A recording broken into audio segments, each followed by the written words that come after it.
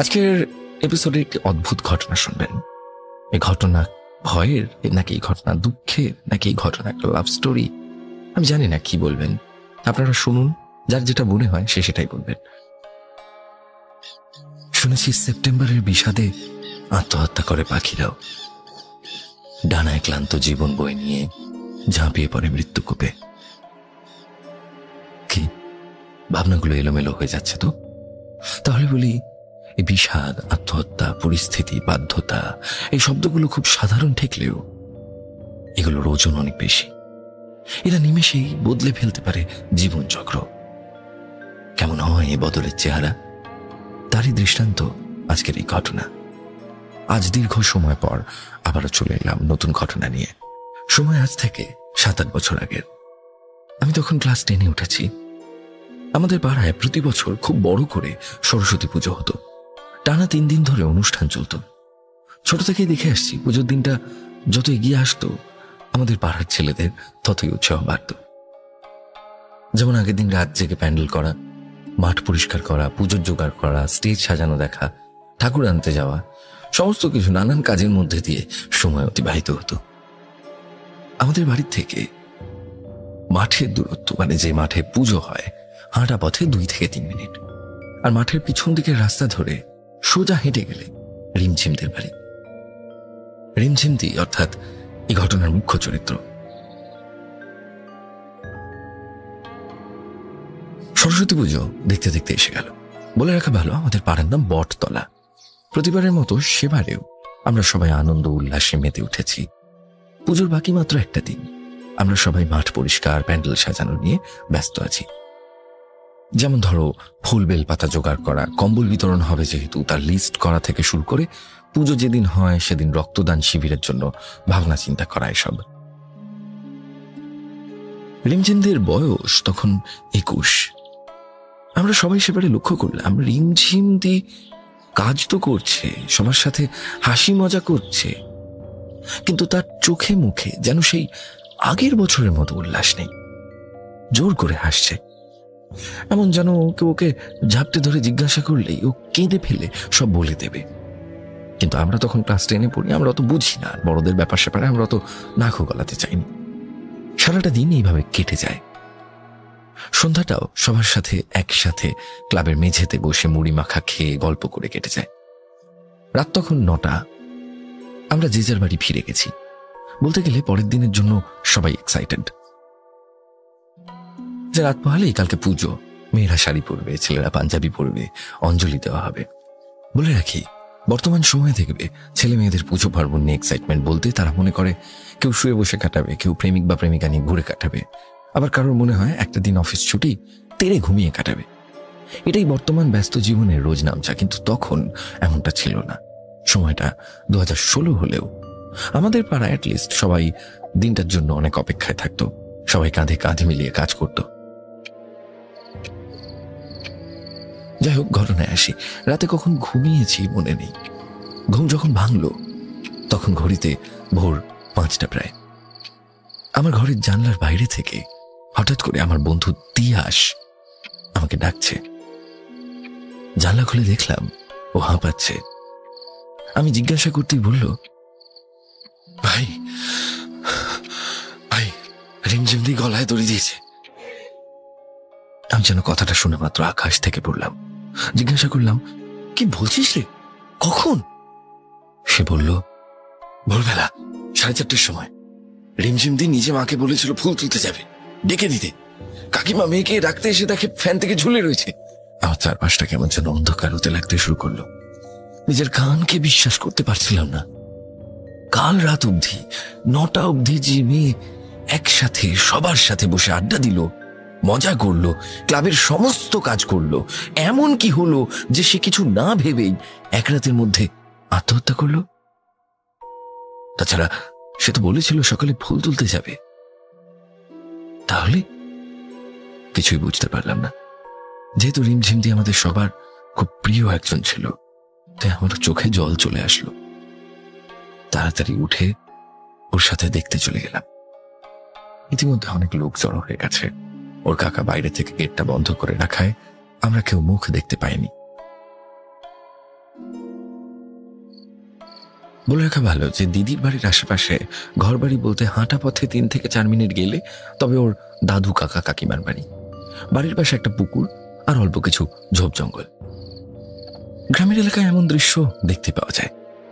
দিদির মা বাবা কান্নায় ভেঙে পড়েছে। হাসি খুশি পাড়াটায় সেদিন যেন শোকের কালো ছায়া ঘনিয়ে এলো। ইতিমধ্যে 7টা বেজে গেছে।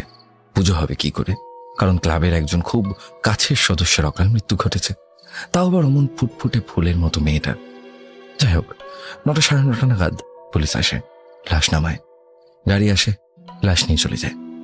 প্রসিডিওর কমপ্লিট করে সন্ধ্যা 8টায় লাশ নামিয়ে দিয়ে চলে যায় গাড়ি। পুরো পাড়া শোকাহত। কেন করলো, কি জন্য করলো, কেউ কিছু বুঝে উঠতে পারছিলাম না। এমনকি কোনো সুইসাইড নোটও পাওয়া যায়নি।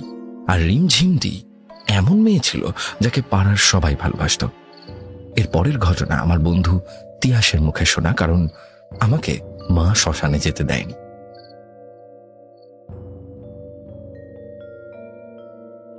তিয়াস বলছে, লাশ নিয়ে শ্মশানে যাওয়া হয়। আমাদের পাড়া থেকে শ্মশানের দূরত্ব হাঁটা পথে 15 থেকে 20 মিনিট। রাস্তা থেকে মেঠো পথ মাঠের মধ্যে দিয়ে চলে গেছে। চারিদিকে ছাতিম, তেঁতুল এবং বটের গাছগুলো যেন মানব জীবনের এই শেষ যাত্রার মুখ সাক্ষী হয়ে দাঁড়িয়ে আছে। বন জঙ্গলের ঘেরাটোপে এই এলাকা যেন নজরবন্দি হয়ে আছে শত শত অতৃপ্ত আত্মার। মাঝ দিয়ে সরু রাস্তা একদম শেষ অবধি চলে গেছে। শ্মশান যেখানে শেষ হচ্ছে সেখান থেকে মোটামুটি 2-3 কিলোমিটার আর কোনো বাড়িঘর নেই। শ্মশান ছিল গঙ্গার পাড় বরাবর একটু উচ্চতায়। যাই হোক, রিমঝিমদির মুখটা কাপড় দিয়ে ঢাকা ছিল। গঙ্গার ধার যেহেতু, সারাক্ষণ হাওয়া এক অন্যরকম উন্মাদনা দেখাচ্ছে। হঠাৎ এক ঝটকায় মুখ থেকে কাপড়টা সরে যায়। তখন আমার চোখ জোড়া গিয়ে পড়ে ওই মুখের দিকে। কিন্তু বিশ্বাস করবি না, আমার এক ফোঁটা ভয় করে, কারণ মুখটা ঠিক আগের মতোই শান্ত। ঠোঁটের কোনায় এক টুকরো হাসি লেগে আছে, যেন এক্ষুনি উঠে বসে বলবে, আরে আরে আমি তো মজা করছিলাম। আমি সহ প্রায় 25-30 জন সব যাত্রী ছিল শ্মশানে। কিন্তু লাশ যখন ঘাট থেকে তুলে চিতায় তোলা হবে, তখন যেটা ঘটল সেটার জন্য কেউই প্রস্তুত ছিলাম না। লাশ থেকে খাট তোলার সময় দেখা গেল পুরো খাটিয়া লাল চাপচাপ রক্তে ভেসে যাচ্ছে। এমনকি লাশের মুখ আর চোখের কোণ বরাবর গলগল করে রক্ত বেরোচ্ছে। সেই দৃশ্য দেখে আমরা সবাই ভয় কুঁকড়ে গেছি। সারা শরীর এক তীব্র আতঙ্কে ঠান্ডা বরফ হয়ে গেল। সবাই যেন 10 ইঞ্চি পিছনে ছিটকে গেল। সবাই যেন এতক্ষণে ভয়ের পরশ পেয়েছে। কিন্তু ওই যে বললাম, একসাথে সবাই ঐক্যবদ্ধ থাকায় ভয়টা যেন মনের মধ্যেই ধামা চাপা পড়ে গেল। 4 জন লাশ ধরে চিতায় শুয়ে দিল। লাশের মুখে আগুন দেওয়া হলো। পুরো কাজ সম্পন্ন হতে 3 থেকে 3.5 ঘন্টা লেগে গেল। স্নান সেরে ঘরে ফিরতে ফিরতে ভোর হয়ে যায়। এতটা তিয়াসের ভাষায় শোনার পর এবার আবারও সায়কের ভাষায় ফিরছি। সায়ক বলছে, পরের 2 দিন সবকিছু স্বাভাবিক। কোনো অস্বাভাবিক ঘটনা না ঘটলেও 2 দিন পর থেকে শুরু হয় আসল ঘটনা। রিমঝিমদির ঘর ছিল 2 তলায়। উপরের ঘরে রিমঝিমদি থাকতো, আর নিচের ঘরে জেঠু জেঠিমা অর্থাৎ ওর বাবা মা, দাদা বৌদি, এবং পাশেই অল্প কিছু দূরত্বে থাকতো ওর কাকা কাকিমা ঠাকুমা সহ আরো 3-4 জন।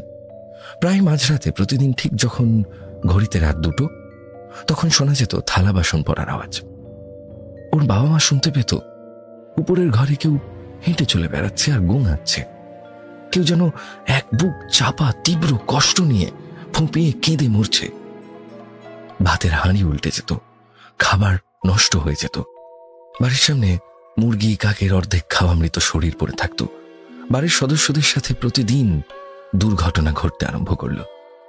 রিমঝিমদির বাড়ি থেকে আমার বাড়ির দূরত্ব হাঁটা পথে প্রায় 15 মিনিট।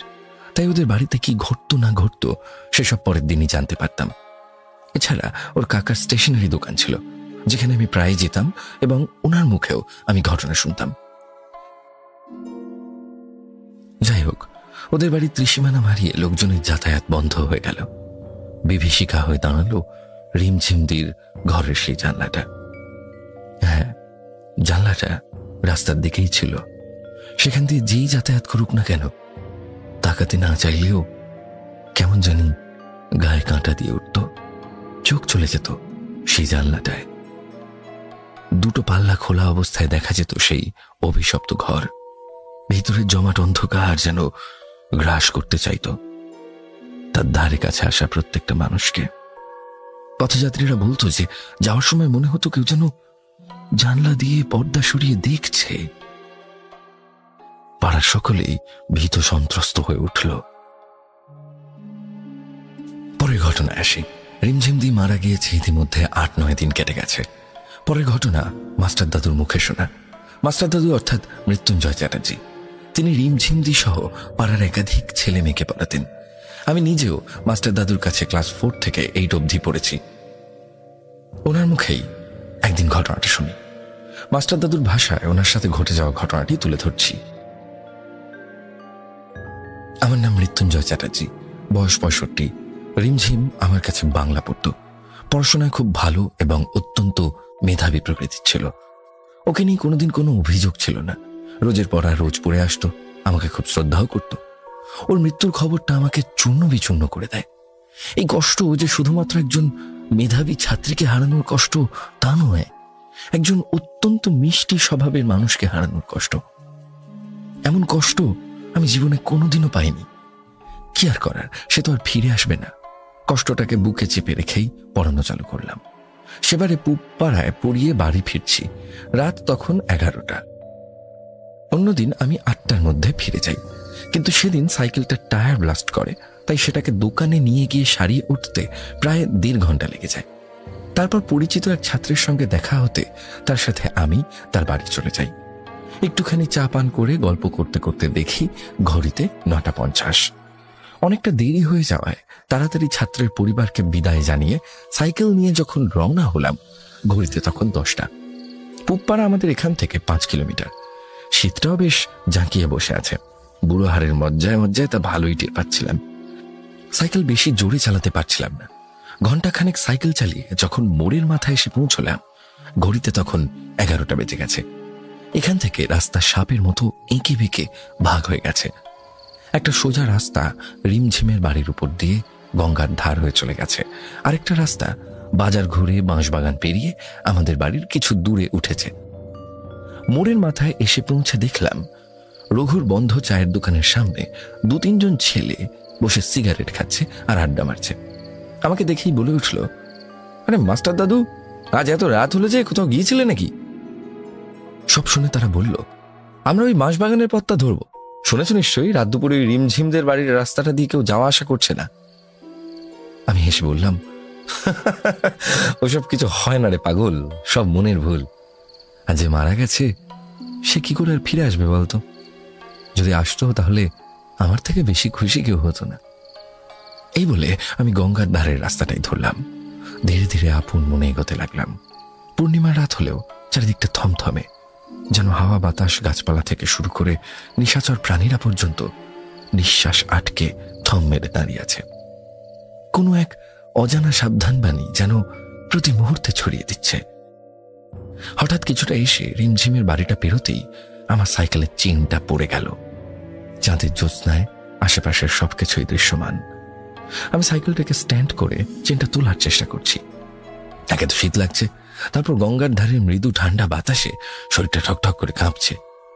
হঠাৎ শরীরটা যেন ভারী হয়ে উঠতে লাগলো, আর তার সাথে এক অজানা ভয় আমাকে চিপে ধরল। গাটা কেমন যেন কাঁটা কাঁটা দিতে শুরু করলো। না চাইতেও চোখটা রিমঝিমের জানলায় চলে গেল। চাঁদের আলো জানলার কাঁচে লেগে প্রতিফলিত হচ্ছে, আর সেই সাথে স্পষ্ট দেখলাম পর্দার আড়াল থেকে যেন 2টি পা ঝুলে রয়েছে। মৃদু তালে দোল খাচ্ছে 2টি পা। আমার হৃদস্পন্দন 100 গুণ বেড়ে গেছে ইতিমধ্যে। আমি সাইকেলটাকে হাঁটিয়ে হাঁটিয়ে যতটা দ্রুত সম্ভব সেই স্থান ত্যাগ করার কথা ভাবছি এবং চেষ্টা করছি। অনবরত কানের কাছে শুনতে পাচ্ছি কেউ ফিসফিস করে বলছে,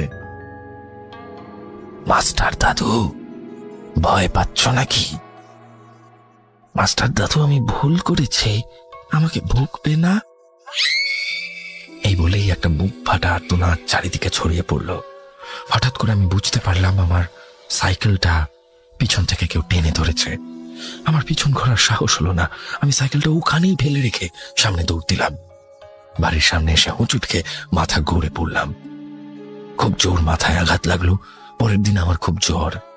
জানতে পারি সকালে পাড়ার ছেলেরা রিমঝিমের বাড়ির সামনের মাঠে আমার সাইকেলটাকে পড়ে থাকতে দেখে ওরাই সেটাকে বাড়ি পৌঁছে দিয়েছে। এরপর থেকে আমি ওদিকে যাওয়া প্রায় বন্ধ করে দিলাম।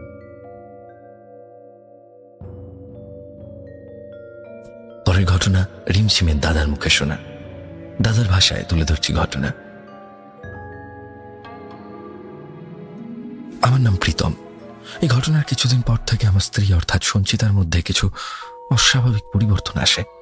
বলে রাখি, সঞ্চিতা সেই মানুষ যে রিমঝিমকে সব থেকে বেশি ভালোবাসত। ননদার বৌদির অমন খুনসুটি দেখে আমাদেরও চোখ জুড়িয়ে যেত। রিমঝিমের মৃত্যুর পর থেকে সব থেকে বেশি সঞ্চিতাই ভেঙে পড়েছিল। সে প্রায় বলতে গেলে শয্যাশায়ী হয়ে পড়ে, খাওয়া দাওয়া বন্ধ করে দেয়, নিজেকে ঘরবন্দি করে ফেলে। আমি এক মুহূর্ত ওকে চোখের আড়াল করতাম না। সারাক্ষণ ভয় ভয়ে থাকতাম যাতে ও কিছু ভুলভাল না করে বসে। একদিন রাতে কটা বাজে মনে নেই, সবাই অঘরে ঘুমোচ্ছে। হঠাৎ আমার ঘুম ভাঙলো অসহ্য যন্ত্রণায়। মনে হলো আমার হাতটা কেউ যেন কামড়ে ছিঁড়ে নিচ্ছে। সে কি তীব্র যন্ত্রণা! আমি চিৎকার করে উঠি। মাথার সামনের আলোর সুইচটা জ্বালাতেই দেখি সঞ্চিতা আমার হাত কামড়ে আছে। ওর দাঁতগুলো কি বিশ্রী, যেন রক্তে মাংসে পছন্দ ধরে গেছে। আমার হাত দিয়ে তখন রক্তের ধারা নামছে। আমি ওকে সজোরে একটা ধাক্কা দিয়ে বিছানায় ফেলে দিই। ও তৎক্ষণাৎ জ্ঞান হারায়। আমার চিৎকারে বাড়ির সবার ঘুম ভেঙে যায়। সবাইকে খুলে বলায় সবার কপালে চিন্তার ভাঁজ পড়ে যে আমরা এই কোন বিপদের মধ্যে পড়লাম। ওকে ঘরে শুয়ে রেখে আমরা মাঝের একটা ঘরে সবাই এক জায়গায় হয়ে এই বিষয়টা নিয়ে আলোচনা করছিলাম। হঠাৎ কিছু মুহূর্তের ব্যবধানে আমাদের কানে এলো একটা ভারী রকম গলার আওয়াজ। আওয়াজটা এমন যেন কেউ ওই বিশ্রী গলাতেই বিড়বিড় করছে জোরে জোরে, কি যেন সমানে একটা বলে চলেছে। আওয়াজটা রিমঝিমের ঘরের দিক থেকে আসছিল। আমরা তখন ভয় কাটা। ওই বন্ধ ঘর থেকে আওয়াজ কিভাবে আসবে? আমরা সবাই ধীরে ধীরে সেই ঘরটার দিকে গেলাম।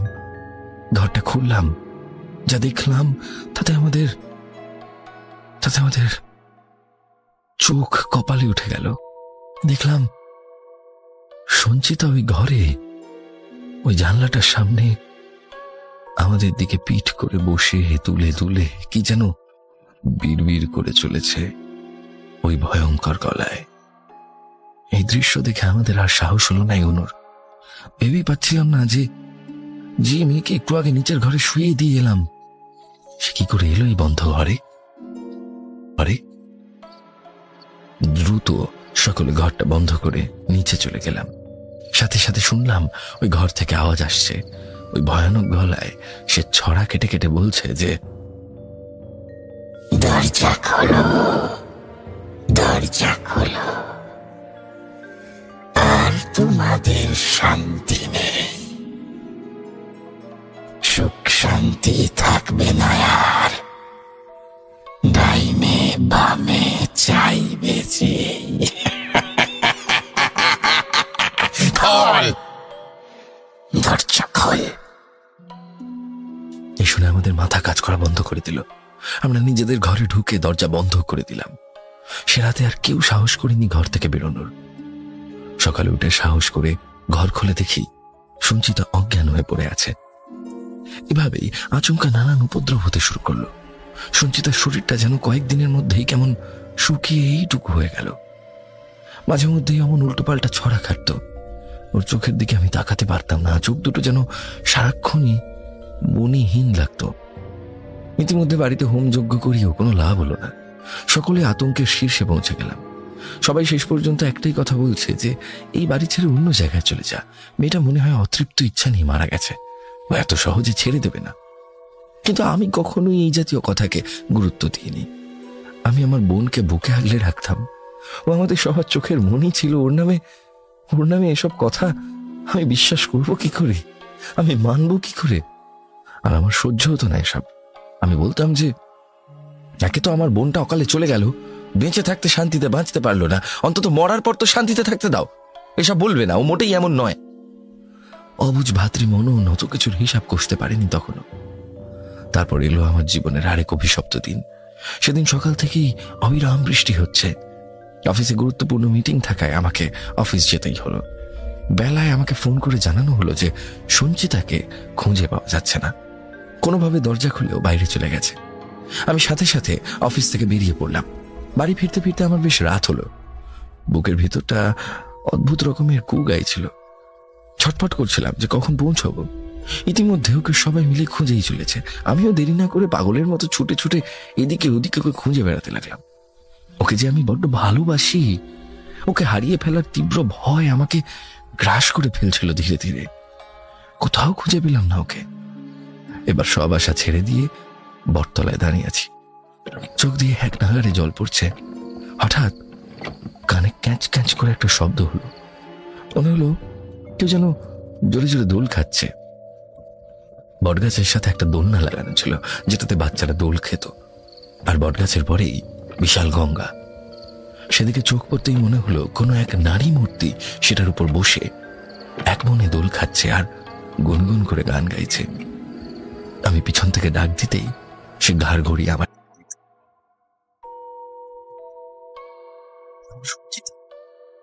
কি ভয়ানক সে চেহারা!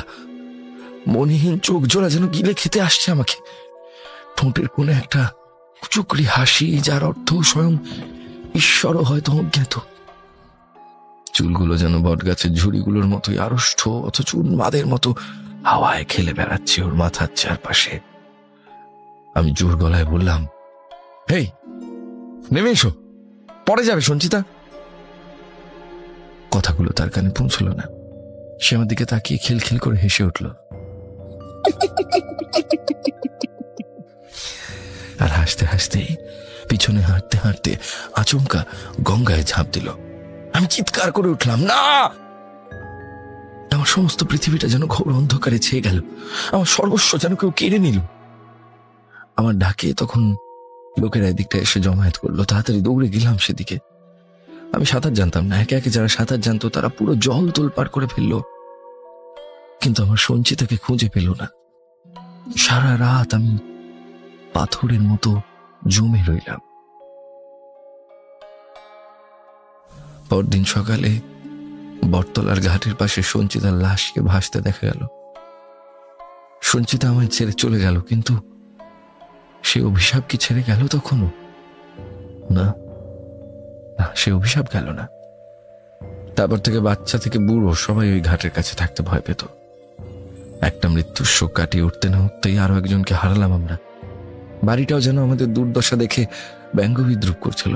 কাজেই ঘাড়ে ঘাড়েই বনু আর সঞ্চিতার শ্রাদ্ধ শান্তি মিটল। সঞ্চিতার মৃত্যুর পর আমরা সবাই ভেঙে পড়ি।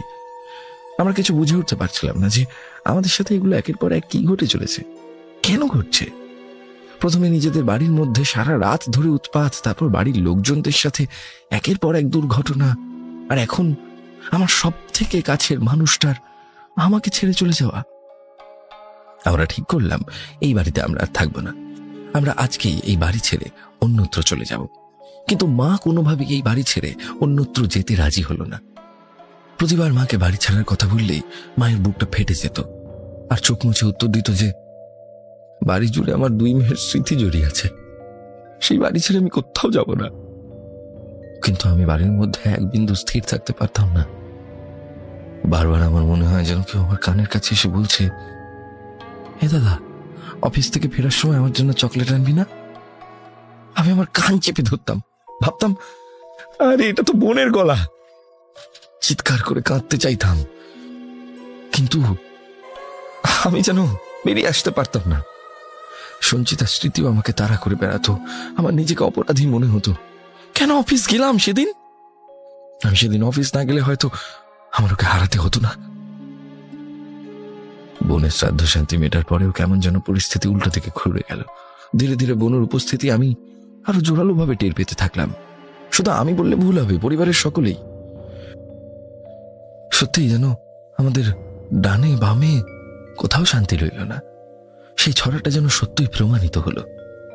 একদিন শনিবারের বারবেলায় খেয়াল করি সিঁড়ি থেকে বনুর ঘর পর্যন্ত কার যেন আলতা পড়া পায়ের ছাপ চলে গেছে।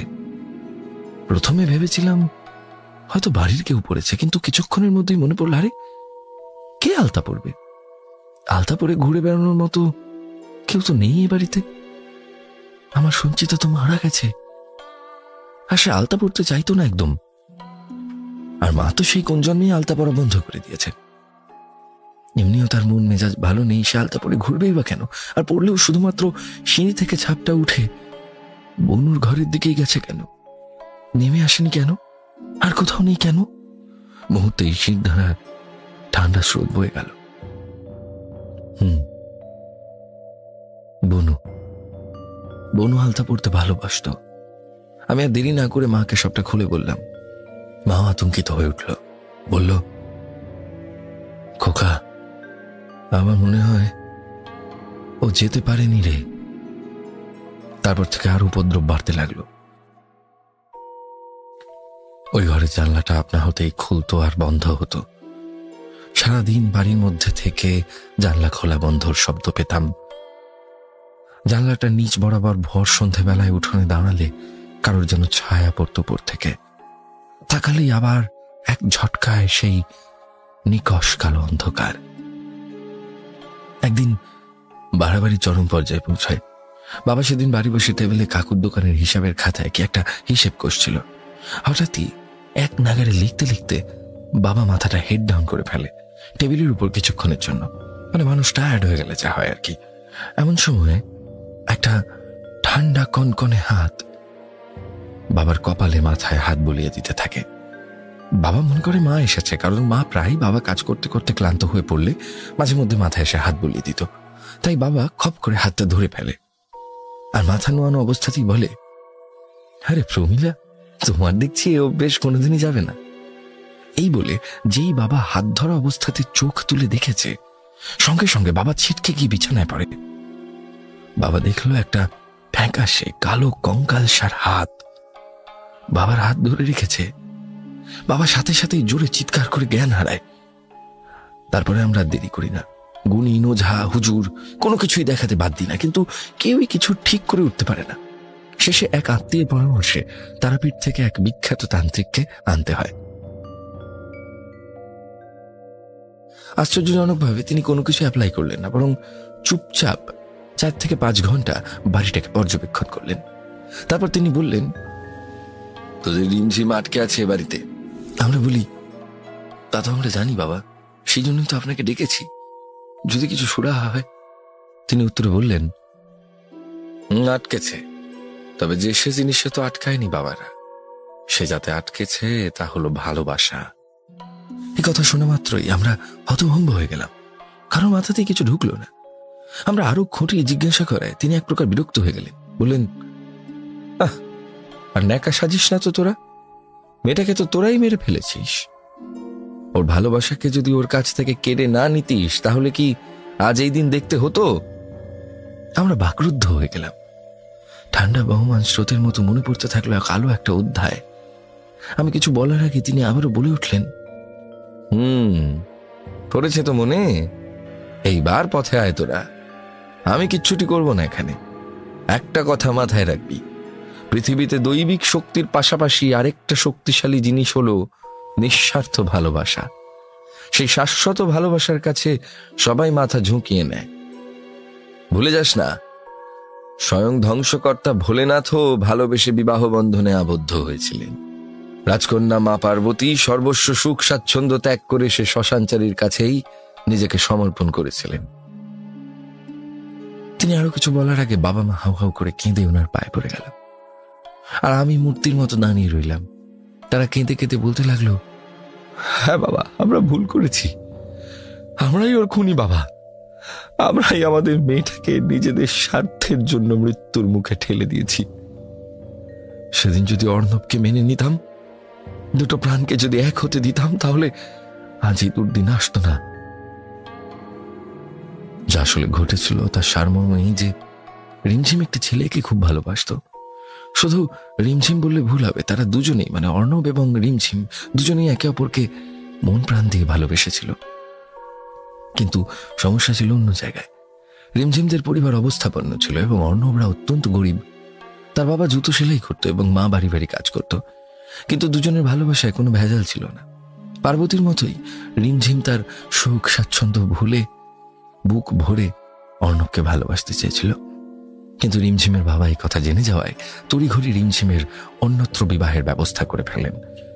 রিমঝিম বাধা দিতে এলে তাকে নানাভাবে ইমোশনাল টর্চার করতে থাকেন। যেমন, সে যদি বিয়ে না করে তাহলে তিনি নাকি বিষ খাবেন। এই অত্যাচারে সামিল ছিলেন রিমঝিমের মা প্রমীলা দেবীও। দাদা বৌদির থেকেও কোনো সাপোর্ট সে পায়নি। এখানেই তারা থেমে থাকেননি। একদিন তাদের বাড়ির সামনে অর্ণবকে দেখতে পাওয়ায় ছেলে লাগিয়ে বেধড়ক মারধর করায় তাকে। মার খেয়ে রক্তাক্ত হয়ে লজ্জায় অপমানে অর্ণব তারপরেই বটতলা ত্যাগ করে। রিমঝিম চোখের সামনেই তার প্রিয় মানুষটাকে মার খেতে দেখে। সে এত সবার সহ্য করতে পারেনি। একদিকে বাবা মা, অন্যদিকে নিজের প্রাণের ভালোবাসা, দুদিক থেকেই সে যেন পিষে যাচ্ছিল। তাই সে পরিস্থিতির শিকার হয়ে আত্মহত্যার পথ বেছে নেয়। এতটুকু বলে তান্ত্রিক বাবা বলেন, তোদের কর্মের ফলটাই তোরা পাচ্ছিস। একটা ছেলের চাকরি, তার অবস্থা, তার টাকা এতটাই বড় হয়ে গেল যে তোরা তোদের মেয়ের সুখ কোথায় সেটা দেখতেই ভুলে গেলি। এমনকি ও মারা যাবার পরও ছেলেটাকে ওর লাশটুকু দেখতে দিসনি। বাবা মা আমি তিনজনেই বাবার পায়ে ধরলাম, ওনাকে হাত জোর করে এর একটা বিহিত করতে বললাম। তিনি তাই বললেন, রিমঝিম তার ভালোবাসার স্বীকৃতি চায়, শেষবার ছেলেটাকে দেখতে চায়, তবেই ও মুক্তি পাবে। আর তোরা যদি ছেলেটাকে মেনে না নিস তাহলে ও তোদের সবাইকে শেষ করবে একে একে। যা, ওকে যেখান থেকে পারিস খুঁজে নিয়ে আয়। এই বলে তিনি প্রস্থান করলেন। আমরা পড়ে গেলাম মহাবিপদে। কোন মুখে ছেলেটাকে নিয়ে আসবো? সে আছেই বা কোথায়? অনেক খোঁজ নেওয়ার পর জানতে পারলাম অর্ণব সরকারি চাকরির সূত্রে তমলুকে থাকে। অনেক কষ্টে এক আত্মীয়কে পাঠিয়ে তাকে আনা করালাম। যেদিন আনলাম সেদিন তান্ত্রিক বাবাকেও ডেকে আনলাম। অর্ণবকে দেখে সত্যি অপরাধ বোধ কাজ করতে লাগলো। এত কিছুর পরেও ছেলেটা একবারের জন্যও আমাদের উপর কোনো অভিযোগ করেনি। শুধু জল ভরা চোখে সে জানলাটার দিকে তাকিয়ে রইল। হয়তো সে জানলা দিয়েই একদিন তার প্রেয়সী তাকে দেখত। যাই হোক, তান্ত্রিক বললেন, ওর কাছে ক্ষমা চা। যা অন্যায় করেছিস তার জন্য প্রত্যেকে ক্ষমা চা, আর বল যে তোরা ওকে আপন করে নিয়েছিস। বাবা কান্নায় ভেঙে পড়ল। অর্ণবের দুই হাত ধরে বলল, আমাকে ক্ষমা করে দাও বাবা, আমি পাপী। আমার ছোট্ট মাটার ভালো বাবা হতে পারিনি। আসলে ছোট থেকে ওকে অনেক আদর যত্নে বড় করেছি, তো ওর সামান্য কোনো ঘরে বিয়ে দেবো এটা ভাবতেই পারিনি। এসব বলে আর নিজের বাপ বাড়াবো না। আমি জানতাম না বাবা যে আমার মাটা এতটা অভিমান নিয়ে চলে যাবে। তোমার সাথে অনেক অন্যায় করেছি বাবা, সেসব ভুলে যাও। আজ থেকে তুমি আমার ছেলে, তোমার মধ্যেই আমার রিমঝিম বেঁচে থাকবে। এতটুকু বলে বাবা জ্ঞান হারালেন। ওদিকে অর্ণব শুধু পাথরের মতো দাঁড়িয়ে চোখের জল ফেলে যাচ্ছিল। এই চোখের জল অনেক হাহাকারের, অনেক না পাওয়ার, অনেক অভিমানের, অনেক ভালোবাসার। সে তো অপমান পেয়ে চলে গিয়েছিল, কিন্তু সে ভাবতেও পারেনি যে তার প্রেয়সী তার জন্য কত বড় বলিদান দিয়েছে। সে এতগুলো দিনে আর কাউকেও নিজের জীবনে জড়ায়নি। সে যে এখনো তার রিমঝিমেরই। তারপর থেকেই ধীরে ধীরে সব শান্ত হতে থাকলো। যেন একটা হিমশীতল বাতাস প্রতিক্ষণে বয়ে যেতে লাগলো বাড়ির মধ্যে দিয়ে। অর্ণব তারপর থেকে এ বাড়ি কখনো আসেনি আর। কেবল আমি আর ও দুজনে এই বাড়ির ছেলে হয়ে ভাইয়ের মতো সম্পর্কটুকু ভাগ করে নিই। অপরাধ বোধ আজও কাজ করে, আমরাও আর তেমন কিছু টের পাইনি। ভাবতেই অবাক লাগে এতটুকু স্বীকৃতি পাওয়ার জন্য বোনটা আমার কতটা সংগ্রাম চালিয়ে গেল। এতটা বলে প্রীতমদা একটা হাত দিয়ে চোখটা মুছতেই হাত ঘড়ির দিকে তাকিয়ে দীর্ঘশ্বাস ফেলে বলল, উঠলাম রে, জীবন থেকে অনেকগুলো কাছের মানুষ চলে গেছে। আজ অনেক দিন পার হয়ে গেলেও স্মৃতিগুলো আজও মনের মণিকোঠায় করানারে বড় বড় ব্যথিত করে। এই বলে সে সামনের দিকে হাঁটা দিল।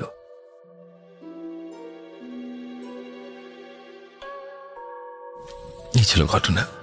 ভালো লাগলে অবশ্যই পড়ে শুনিও। একটাই কথা শেষে বলার, প্রত্যেকটা বাবা মায়ের কাছে অনুরোধ যে হ্যাঁ, আপনারা অবশ্যই সন্তানের ভালো চান, তাদের নিয়ে স্বপ্ন দেখেন, কিন্তু তার মানে এটা নয় যে তাদের ইচ্ছার কোনো দাম কখনো থাকবে না। একবার হলেও ভেবে দেখবেন, একবার কথা বলার চেষ্টা অন্তত করবেন, জানার চেষ্টা করবেন যে তারা কি চায়। এতে হয়তো তাদের তরতাজা প্রাণটা শান্তি পাবে একটু। একবারের জন্য হলেও সমাজকে সরিয়ে শুধু নিজেদেরকে দাঁড় করিয়ে চিন্তা করবেন। ভালো থাকুক সমস্ত বাবা মায়েরা, ভালো থাকুক পৃথিবীর সমস্ত সন্তানেরা, সবাই ভালো থেকো। কি অসাধারণ একটি ঘটনা আমরা শুনলাম। সত্যি কত ভালোবাসা শুধুমাত্র সোশ্যাল স্ট্যান্ডার্ডের জন্য পরিণতি পায় না।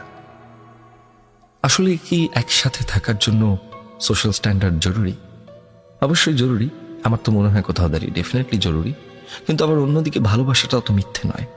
চাইলে রিমঝিমের পরিবার ছেলেটাকে সাপোর্ট করতে পারত। ছেলেটা যদি একদম বখাটে না হয়ে থাকতো, ছেলেটা সরকারি চাকরি করতো, বোঝাই গেল যে ছেলেটা যথেষ্ট শিক্ষিত ছেলে।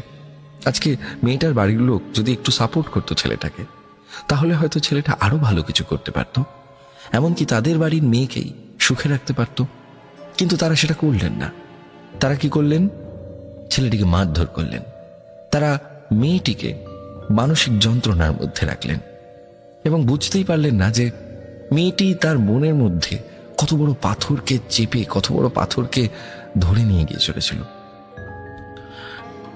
আজকের মতো এপিসোড এখানে শেষ করছি। আশা করছি আপনাদের ভালো লেগেছে আজকের এপিসোড। কমেন্ট করে জানাবেন কেমন লাগলো, কতটা ভালো লাগলো, কতটা ভয় পেলেন এবং কি মনে হলো আপনাদের।